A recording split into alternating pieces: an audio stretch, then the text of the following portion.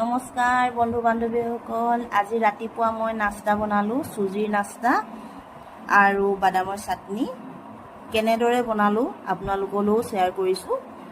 এয়া মই চুজি লৈছোঁ 1.5 কাপ আৰু 1 কাপ দৈ আৰু চুজি যিমান পানীও সিমানে লৈছোঁ আৰু অলপ সময়ৰ কাৰণে এয়া ঢাকি থৈছোঁ মিলাই লৈ।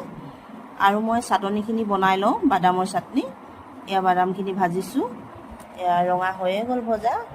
এইখিনি এতিয়া মই ওলোৱাই ল'ম।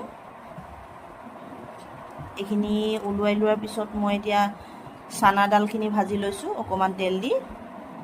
চানাডালখিনি অলপ ভজাৰ পিছতে ওলোৱাই লৈছোঁ।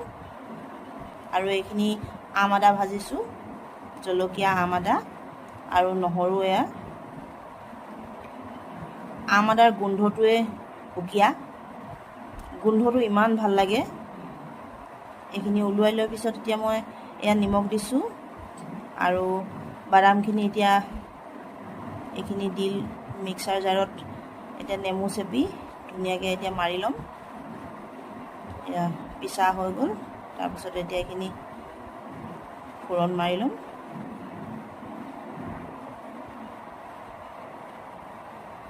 এতিয়া মই ঢাকি থোৱা চুজিখিনি লৈছোঁ, এয়া মিক্সাৰ জাৰত ঢালি লৈ এইখিনি মই এতিয়া ইয়াতে চ'ডা দিছোঁ 1 চামুচ আৰু 1 চামুচমান দিছোঁ তেল।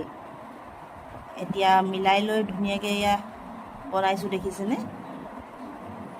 এয়া মোৰ নাস্তা এতিয়া ৰেডি হৈয়ে যাব। ইমান ধুনীয়াকৈ উঠিছে, দেখিছে? আপোনালোকে যদি মোৰ ভিডিঅ' চাই ভাল পায় তেনেহ'লে লাইক, কমেণ্ট, শ্বেয়াৰ কৰি দিব। আজিলৈ আহোঁ।